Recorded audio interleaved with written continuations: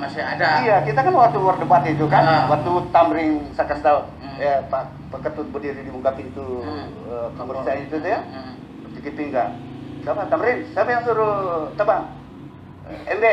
Satu berdiri dari sini kan, salami si Tamrin ini, baru saya pergi. 2 hari kemudian kan, kira-kira 2 hari kemudian saya temui Pak Kasat lagi kan, Pak Ketut. Pak Ketut bilang, hilang dia punya pengakuan. Ya bagaimana caranya? Tidak dipaksa kok. Iya. Nah, saya lapor lah sama Pak Sugeng kan. Pak Sugeng panggil Pak Kasat kita.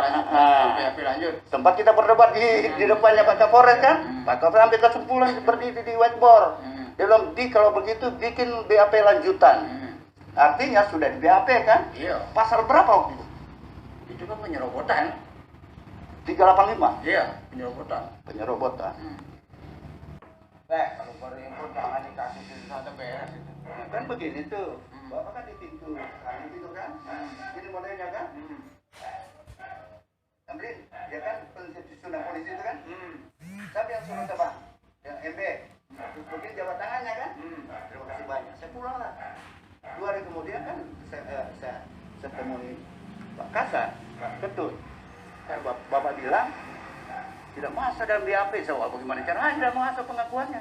Habis itu, saya menghadap Kapolres kan, Pak Sugeng. Pak Sugeng panggil Bapak kan, kita sampai berdebat, Honda ada sebelum Honda. Sugeng berdiri di whiteboard putih kan, kalau begitu posisinya bikin BAP lanjutan, gitu kan? Iya. Nah terus berapa hari kemudian, Pak Ketut bilang sudah diperiksa di rumahnya, Ale. Iya, ada panggilan. Persoalannya kenapa berhenti sampai di situ? Nah itu, anggota itu Baripun. Coba tanya, tapi coba Bansio juga Baripun. Ada juga Bansio. Coba cari-cari laporannya nanti di setan. Apa Baripun bilang waktu itu? Belum ada perkembangan, kemudian dia bilang begitu. Kan tak mungkin juga saya sebagai Kasat. Enggak kan, Ale kan sudah diperiksa di rumahnya tuh. Iya. Nah, terus kan larinya ke MB nanti itu, tas stop di MB kan? Iya. Sebagai bupati. Iya. Nah, sama-sama ke rumahnya Ale waktu itu. Baripun dengan anggotanya. Baripun sama anggotanya. Iya. Atas perintah Pak Ketut. Iya dari. Atas perintah Kapolres itu, dibilang bikin BAP lanjutan. Sudah begitu kan. Kalau masih, kan masih bisa ada taji. Terus arahnya waktu itu mau masuk ke MB kan? Si penyerobot ini kan? Ale Mandiran? Bukan, kan Ale sudah diperiksa nih. Jelas arahnya ke Maruf sebagai penyerobot. Nah, terberhenti di situ kan, begitu masuk ke situ. Seperti di situ. Iya. Karena ya bagaimana waktu itu kan Maruf masih jadi bupati kan? Bupati. Iya. Nah, apa alasannya Kapolres Sugeng? Sudah itulah. Waktu itu saya sudah pindah juga. Pindah ke sini, ke Kasat Sugeng juga sudah pindah. Waktu itu. Iya, sudah pindah saya. Iya, pindah. Bapak dulu pindah duluan. Iya. Baru Pak Sugeng. Nah, itu berhenti di situ waktu Ma'ruf. Saya duluan sudah pindah kan, Pak Sugeng kan masih di situ. Tapi sempat komunikasi dengan Pak Maruf sebagai penyerobot. Waktu Pak Ketut. itu nggak ada kita. Terus perintahnya Pak Sugeng? Anggota saja ke sana wawancara, itu baru di BAP begitu. Si siapa? Si Baripun diperintahkan kan? Siapa yang di BAP? Si Ma'ruf. Maruf. Jadi waktu dari Ale, BAP Ale di rumahnya, terus ke rumahnya Maruf. Di kediaman. Ya, di kediaman. Pak Barimpun dengan Anggotanya. hasilnya laporannya Pak Barimpun kita nih? Ya bilang kita mau dulu, tapi mau minta model tanah itu dari mana dia sampai dapat seluk beluknya itu. Nah, di situ saya sudah pindah kita selusuri tuh tanah dari mana tuh, entah ada sertifikat atau ada sudah si Maruf ini jual beli. Si Maruf ini ya. Nah, berhenti begitu. Ternyata sampai sekarang nggak ada. Nggak ada. Terus kan perintahnya Pak Sugeng kan bikin BAP lanjutan. Iya. Pak Kasat lapor hasilnya dari Barimpun. Kan saya perintahkan apa perintahnya Kapolres, kau ikuti, saya bilang. Oh siap, undang ke rumahnya Alek Madilan, terus ke Bupati ya, Rumahnya Maru. Nah, Untuk selidiki ini kan seluk-beluk tanah itu tanah, bagaimana caranya diambil, apa dasarnya kan gitu. Karena saya pakai segel. Iya. Nah, hasilnya Pak Barimpun udah lapor ke Bapak. Nggak ada. Kan masih ada. Iya, kita kan waktu berdebat itu kan, waktu Tamrin saya kasih tahu, Pak Ketut berdiri di muka pintu pemeriksaan itu tuh ya, sedikit pinggang. Siapa Tamrin? Siapa yang suruh tebang? MB. Satu berdiri dari sini kan, salami si Tamrin ini, baru saya pergi. 2 hari kemudian kan, kira-kira 2 hari kemudian saya temui Pak Kasat lagi kan, Pak Ketut. Iya. Pak Ketut bilang, hilang dia punya pengakuan. Ya bagaimana caranya? Tidak dipaksa kok. Iya. Nah, saya lapor lah sama Pak Sugeng kan. Pak Sugeng panggil Pak Kasat kita. Lanjut. Tempat kita berdebat di depannya Pak Kapolres kan. Pak Kapolres ambil kesimpulan berdiri di whiteboard. Dia bilang, kalau begitu bikin BAP lanjutan. Artinya sudah di BAP kan. Iya. Pasal berapa waktu itu? Itu kan penyerobotan. 385. Iya, penyerobotan. Penyerobotan. Kenapa waktu Pak Barimpun tangan itu kenapa seperti main-main dia? Bukan juga, saya nggak tahu juga main-main. Artinya apa perintahnya Kapolres kan sudah dilaksanakan. Nah, tapi dia sebenarnya habis itu dia harus koordinasi dengan jaksa kan. Apakah bisa dikenakan penyerobotan? Tapi kita namanya tanah. Berarti BAP sudah rampung kan? Urusan sudah rampung. Urusan rampung. Tapi kita namanya tanah. Berarti BAP sudah rampung kan? Urusan sudah rampung. Urusan rampung.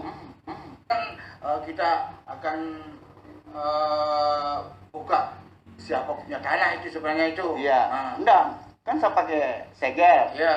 Yang mau dicek tadi ini MB apa dasarnya diambil. Iya. Kan begitu. Iya. Kan saya minta begini, kalau itu kerajaannya sudah mana dokumennya. Kan itu Iya. sampai 1000 sudah kan?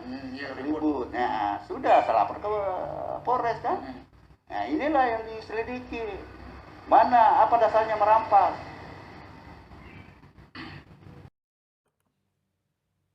Kasus pencemaran nama baik yang menimpa mantan Bupati Toli-Toli 2 periode yang juga merupakan Raja Toli-Toli, Haji Muhammad Saleh Bantilan, penanganan kasusnya dinilai lambat.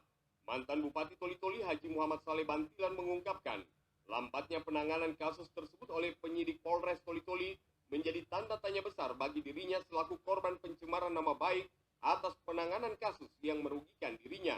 Dirinya juga yang selaku Ketua DPD PAN Kabupaten Toli-Toli mempertanyakan nyali dari Polres Toli-Toli untuk bisa menuntaskan kasus tersebut atau tidak. Menurutnya, tidak ada manusia yang ada di muka bumi ini yang kebal hukum, termasuk Hasanuddin Lamata. Dikatakan, kini dirinya masih bersabar atas perbuatan Hasanuddin Lamata yang merugikan nama baiknya. Apalagi Hasanuddin Lamata sudah berkoar-koar di media online. Dirinya ingin melihat langkah tegas Polres seperti apa dikarenakan kesabaran dirinya sebagai Raja Toli-Toli masih dapat dijaga. Tetapi sebagai seorang Muhammad Saleh Bantilan, kesabaran itu ada batasnya. Olehnya itu pihaknya berharap agar Kapolres Toli-Toli bisa mengambil langkah tegas untuk menuntaskan kasus merugikan dirinya.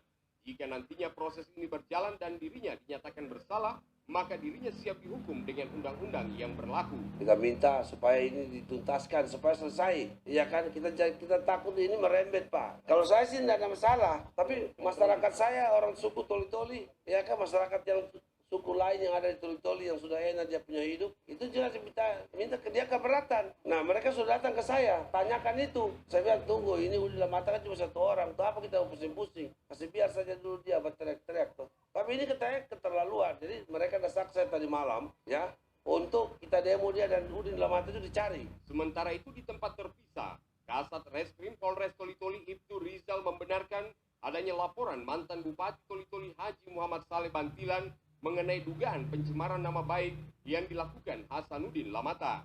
Menurutnya, penanganan laporan mantan Bupati Toli-Toli yang juga merupakan Raja Toli-Toli sudah sesuai dengan ketentuan dan tidak ada kesengajaan untuk diperlambat. Sebab dalam perkara ini ada 2 pokok masalah, yakni laporan Hasanuddin Lamata atas dugaan penyerobotan yang diduga dilakukan Muhammad Saleh Bantilan dan laporan Raja Toli-Toli atas dugaan pencemaran nama baik yang dilakukan Hasanuddin Lamata.